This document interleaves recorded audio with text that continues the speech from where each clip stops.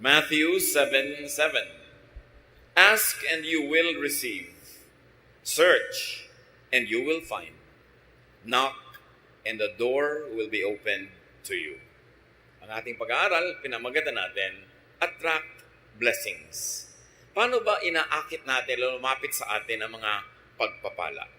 Ama namin, salamat po dahil kayo'y Diyos na gustong mag-bless, magpala sa inyong mga anak. Ituro nyo sa amin ang tamang daan, saan kami lulugar, anong dapat namin gawin para kami tumanggap ng iyong mga pagpapala. Bless us, Father, enlighten us, strengthen us. In the name of Jesus, your Son, we pray with thanksgiving. Marami mga tao, ang tanong nila, paano ba ako magiging blessed? Ang tanong pa ng iba, mas diretso, paano ba ako suswertehin? Bakit parang mailap sa akin ang kapalaran? Tapos parang ang dali-dali na lumapit sa iba. Pag sinuri natin yung mga buhay, pamamaraan ng pamumuhay ng mga taong maituturing na mapalad, pinagpala, blessed, may mga common denominator. At nasa Biblia mismo ang susi kung paano ang tao ay magiging blessed o tatanggap ng pagpapala. How to attract blessings? Be clean and tidy in your body and surroundings.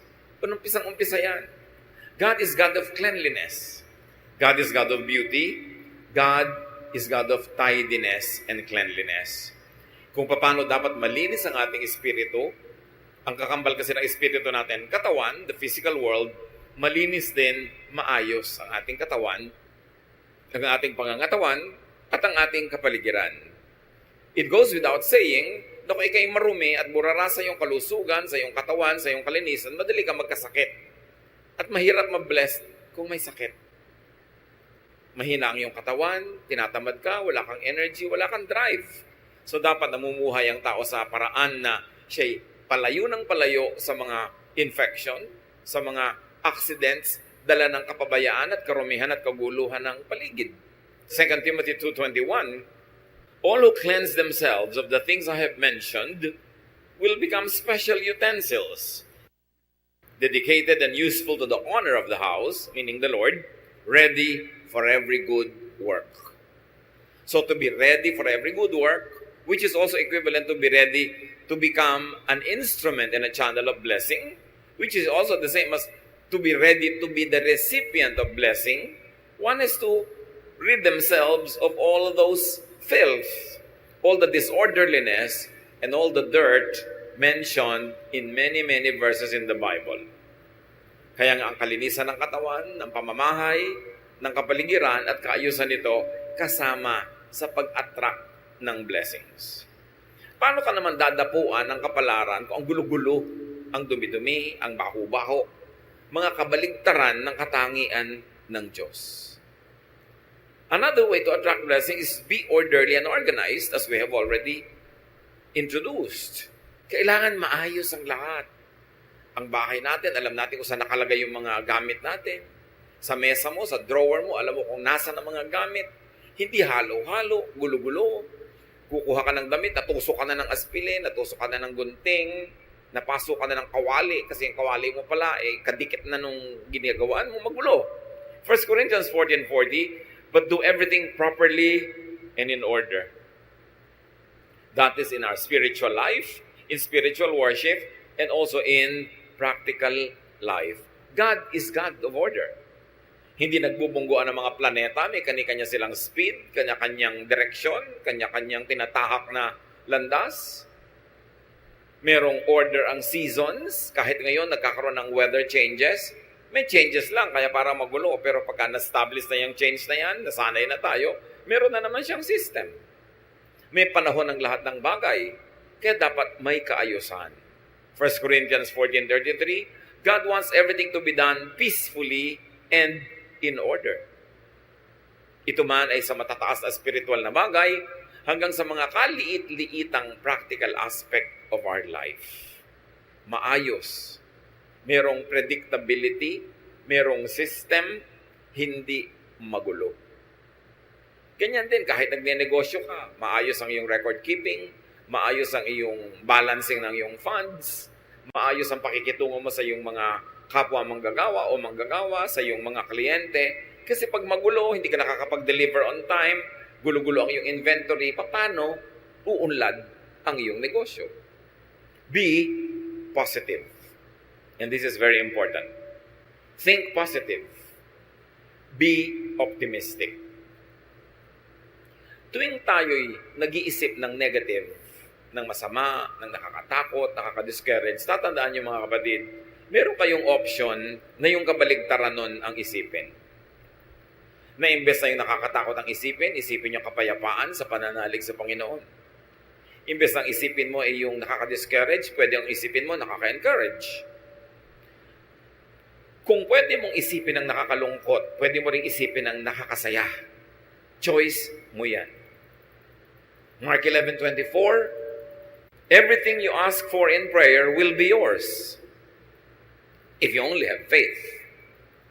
This is full of meaning. Lahat daw ng hinihingi mo sa panalangin ay magiging sayo, mapapasayo kung nananalig ka. Ang akala ng iba, ang prayer, yun lang inuusal ng bibig. Yung Lord, magpe-pray na po ako, ito na po ang prayer ko, amen, at yun ang prayer. That is verbalized prayer, only one of the many forms of prayer. But thoughts, words, and attitude are prayers too. Sa palagay nyo ba, kinaklasify ng langit yung prayer na sinasabi ng iyong bibig na merong ending na this I pray in Jesus' name? Hinihiwalay niya ba yon sa mga isipin na pumapasok sa iyong utak? Sa mga iba pang salitang namumutawi sa iyong labik at sa iyong ugali? Lahat yan, prayer. At sabi, di ba, pag hinihingi mo at naniniwala ka, ibibigay sa iyo. Kaya yung iba sabi, ako, ang hirap ng pera. Mahirap ang kumita ng pera. Siguradong hirap yan sa pera. Kasi sinasabi niya, prayer yun. It is a statement of faith. Ano yung paniniwala mo? Na mahirap kumita ng pera. Di ba sabi, when you ask in faith, it will be given to you. Kaya pag sabi mo, yung biyanan ko, wala nang hope yan. Yun nga nangyayari, nawawala ng hope. Because that is your prayer. Pag lagi mo sasabihin, ang hirap ng buhay. Humihirap talaga ang buhay. Dapat nating malaman na ang prayer hindi lang yung minememorya ng iba at hindi lang yung magagandang mga pananalita na may introduction na magpe-pray na tayo tapos ine-endan mo ng amen. Lahat ng tumatawid sa iyong isip, lahat ng lumalabas sa iyong bibig ay panalangin. Kaya pag sabi ko, wala na akong pag-asa, ganito lang ako, nagiging ganun ka talaga. Kasi yun ang hinihingi mo. And the greatest deception is people don't realize that they are always praying. And only when you think that way, will you realize that it is possible to pray without ceasing. Di ba sabi, pray without ceasing?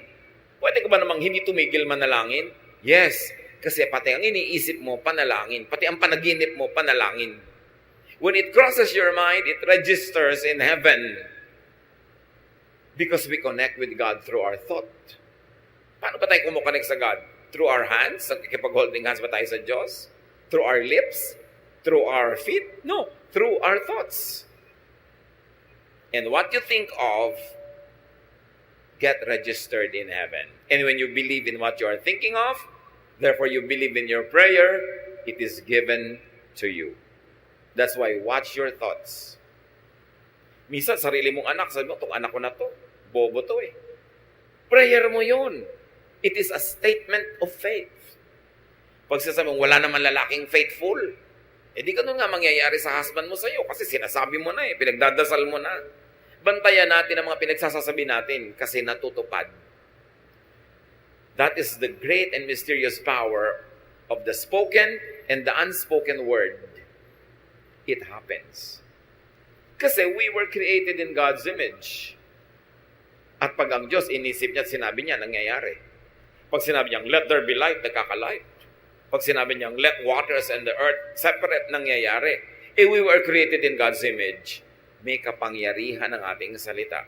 That's why with every word you say, you either bless or curse your own life and others. Kaya dapat mag-isip. Attract blessings, speak good, kind, and positive words. Siyempre, birds of a feather flock together. Ang nagbabarka-barkadahan, ibong magkakamukha ng balahibo. At ganun din yun. Kung ang balahibo ng yung ibon ay puro negative, ang ma-attract niyang kabarkada, negative din. Pag kulang ng pananalig, yun ang ma-attract niya. Weakness, failure, fear, kasi magkakabarkada yun. Proverbs 16:24, kind words are like honey. They cheer you up and make you feel strong. So have only kind words for others to strengthen them, and have kind words also for yourself to strengthen yourself. And when you are strong emotionally, when you are strong spiritually, you become strong physically. And when you are physically, emotionally, spiritually strong, you are ready to receive blessings. Blessings go to the strong, to the happy, to the positive. Because magkamukha sila, magkabarkada sila. Prepare yourself to be blessed. Pag may nangyayaring hindi maganda sa iyong buhay, pwede mong yun i-celebrate. Palakihin mo siya. Hindi maganda ang buhay ko, kawawa naman ako, api ako, wala akong talent, mahirap ako. Sige, paulit-ulitin mo at di kanyan iiwan. To change the situation, you've got to change your thought about it first. Be changed by the renewing of your mind. It's all in the mind. It's all in the thought. Kaya pag nakokontrol mo yung direksyon ng yung utak, uy, teka, nagne-negative ka utak, ayoko niyan, ipapositive ko to. Uy, nagiging afraid ka, gagawin ko, faith, ang kapalit, mananalig ako. Decision yan. So kind words are like honey. You know, unkind words are like acid. Pag ang bibig mo, laging ang laman unkind words, parang lalagyan niya na may lamang asido. It destroys its own container. So prepare to be blessed by thinking positive, by being positive. It is a choice. It is a habit to be positive or to be negative. But you know that God is positive. Paano kanya i-bless kung negative ka? Hindi ka handang tumanggap. Another way to attract blessings is to be a blessing to others. Matthew 5:16, make your light shine so others will see the good you do and praise your Father in heaven. When people praise God because of what they see in you, is it too far for God and too difficult for God to bless you? Because He gets delighted when He is praised. And He is worthy of praise. Pero kung napipintasan ng Diyos dahil sa iyo, alam mo na kung anong ina-attract mo na energy. Yung kasabihang talbog sa akin, dikit sa iyo. Pag blessing ka sa iba, tatalbog din yung blessing, didikit sa iyo. Pagka curse o sumpa ka sa iba, tatalbog yung sumpa, babalik sa iyo didikit. Because what you give is what you get. Ganun ang rule of life. What you give is what you get. So when you give blessings, anong ibibigay sa'yo ng kalangitan? Kundi blessings din. Kaya yung mga mararamot, yung mga mahilig na maggumawa ng masama sa kapwa, manira, hindi nila alam, sarili nila ang magiging sira pagkatapos nun. Bumabalik at bumabalik sa atin parang boomerang ang lahat ng ating hinahagis.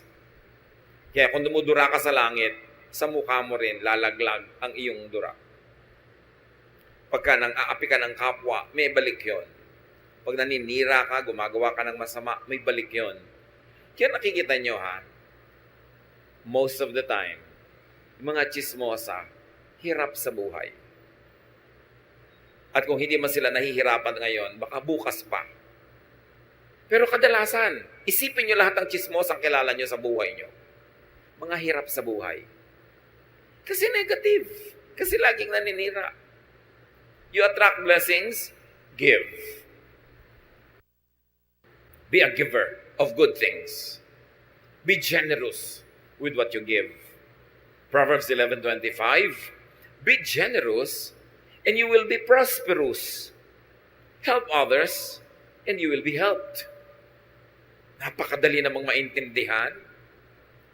Gusto mo palang lumuwag ka sa buhay, sumagana, maging mariwasak, maging palabigay, at palabigay ng pabulosong paraan. Kasi sabi, pag tinutulungan mo ang iba, tutulungan ka rin ng Diyos at ng iba. Yan ang sikreto para lumuwag ang buhay. Huwag kang maramot. Nakikita niyo yung mga mararamot? Mga hirap na hirap din sa buhay. Kuminsan, ang damot-damot, laging nanlalamang, nakakaipon ng konting pera, tapos biglang isang grabeng sakit, ubos ang pera. Nagbabalansi lagi. God is the greatest accountant. Laging may debit, may credit, laging may balance. At binabalansin ng langit ang lahat ng negative na binibigay natin sa kapwa at sa mundo. At ganon din ang positive. Ibinabalik. What you give is what you get. Yan ang rule ng kalangitan.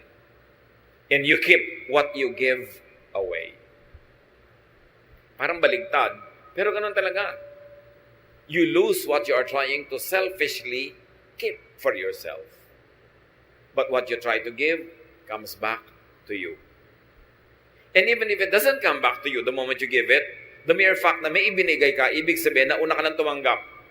Kaya pwede ka na magbigay. Kaya kahit hindi ibalik yon, panalo ka na rin kasi may naibigay ka nga. Ibig sabihin, may natanggap ka na noon pa. Kung hindi, wala ka namang ibibigay. You attract blessings, be industrious. Kailangan masipag. Pag kami nagtatanong sa akin, young person, namimili kung sinong papakasalan among several choices, everything being equal, anak, sasabihin ko, tingnan mo kung sino yung masipag. Yung masipag, malayo yan sa gutom, lalo't smart. Pero kahit gwapo, tamad, gutom yan, at pag kumakalam na yung sikmura mo, hindi ka na magugwapuhan dyan. Kailangan masipag. Masarap kasama ang masipag. Magaan kasama. So, be industrious. You want to attract blessings? Alam nyo, God is God who works. Sabi niya, 6 days you should labor, and the 7th you should rest. So 6 days of work, bago ka magkaroon ng 1 day of rest. Hindi katulad naman ng iba, 6 days of rest, 1 day, rest pa rin. Walang work, tapos gusto magkapera. Work well. It's not enough that you work well. Para yung quality ng trabaho mataas. Nakakalungkot naman, ang sipag-sipag mo nga, pero napakaliit naman ang sweldo doon sa pinagtatrabahuhan mo. Dapat humanap ka ng iba na yung sipag mo masusuklian ng tamang katumbas na sweldo o kita o tubo. Kasi marami naman masipag, kaya lang hindi smart. Nagasgas na, napagod na, namatay na katatrabaho, pobre pa rin. Kasi yung kanyang ginagawa, hindi sapat yung kinikita niya sa kanyang pagod. Dapat sapat para sulit. Kung magtatrabaho ka ng 7 taon, 10 taon, 50 taon, dapat mas marami kang kinita kaysa nagtrabaho ka rin ng ganung kahaba. Ang konti-konti ng kinita mo. Be productive. 1 Thessalonians 4:11. Try your best to live quietly, to mind your own business, and to work hard, just as we taught you to do. So, hard work. Focus on what you do, not on what others do. Pag lagi kang nanonood sa buhay ng iba, hindi ka makakapamuhay ng sarili mong buhay. Kailangan nakafocus ka sa ginagawa mo, hindi sa ginagawa ng iba. Then you can go deep, and you can go high, and you can go wide, and you will achieve more. 2 Thessalonians 3:10, we also gave you this rule. If you don't work, you don't eat. Naku, kung ang mga Kristiyano lang, susundin ito, karami ka mag-anak na ililibing sa gutom bukas. Pero mahilig kasi tayo magpremyo sa tamad. Bakit yung tamad? Laging sinusuportahan.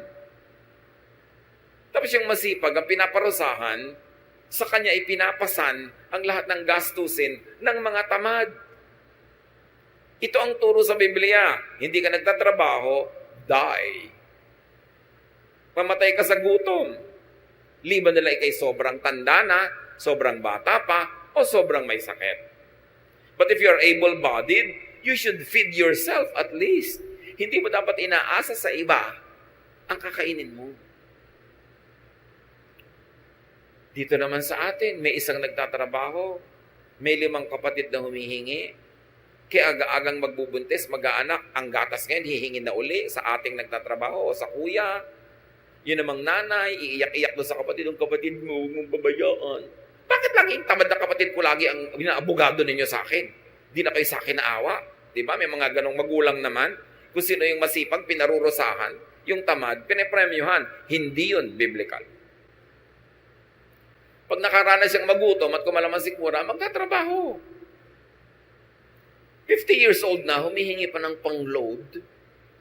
Abay, huwag kang mag-cellphone kung wala kang pang-load. Diba? Huwag kang magsaya. Boring. Alam niyo yung mga tamad, laging boring. Laging nabobore. Subukan nilang magutom. Diba? So, if you want to eat, you work. And if you work smart, you eat. Dinadagdag natin yung smart. Although sasabihin ng grammar teacher ko, if you work smartly. No? But if you work smart, you eat. Hindi lang yung work ka ng work, pero hindi ka naman smart. Napapagod ka, wala kang kita. Marami rin ganun trabaho eh. Dapat sulit. But remember, brothers and sisters, laziness attracts hunger. It attracts many other negative things. Pag tamad, marami nang kakambal na problema. At dahil tamad, laging nabobor. Hindi kasi busy. Pag nabobor, iimbento ng mga kabalbalan. At usually, magastos ang bunga ng kabalbalan. Napapaaway, naglalasing, asawa ng maaga. May mga kakambal na mga problema, yung pagiging tamad. Kaya dapat ang tao busy lagi para mawala siya ng oras sa kabalbalan. Because an idle mind is the devil's workshop. If the devil see you doing nothing, he will put you to work.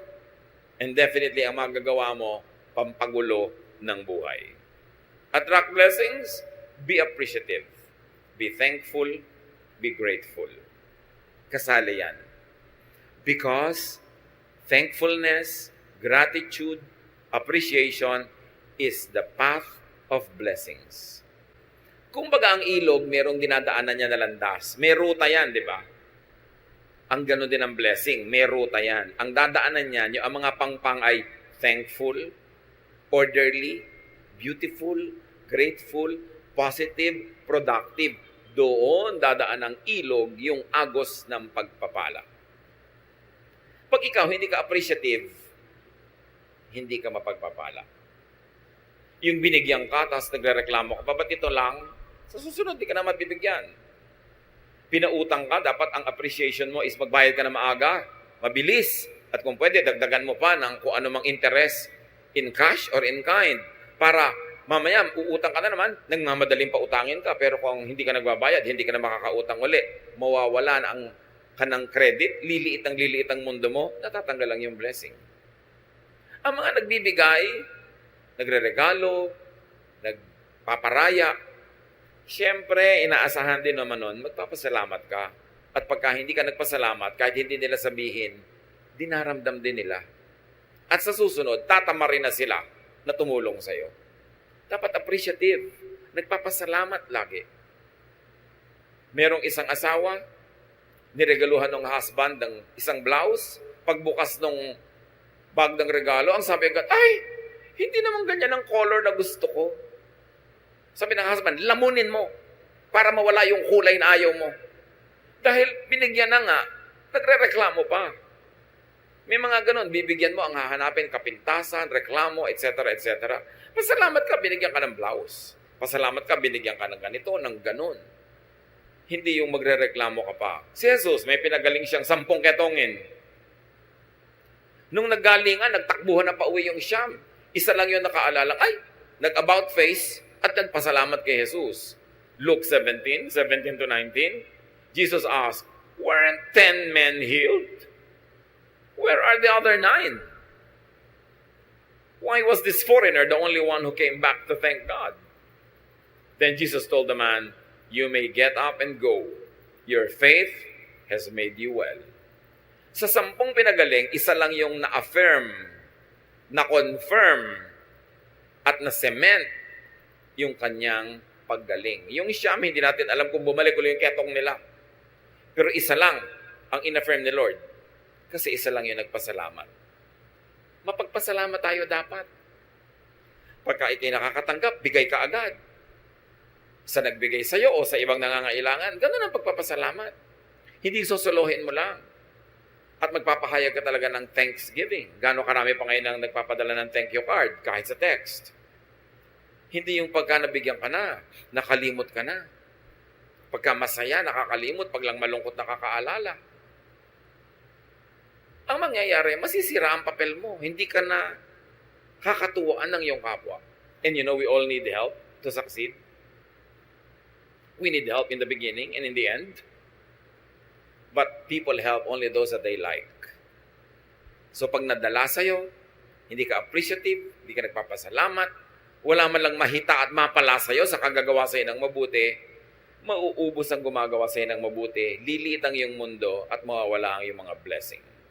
Matthew 7:7, ask and you will receive. Search and you will find. Knock and the door will be open to you.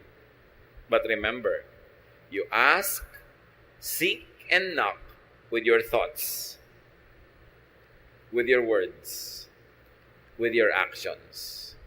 Lahat yan, prayer. Kahit hindi ka mahilig sa formal prayer, group prayer, corporate prayer, kung ang thoughts mo lagi, words mo at buhay, ay nakasang-ayon sa mga katuruang ito, nagdadasal ka actually. At dinidinig ang iyong dasal. Remember, you attract what you think of.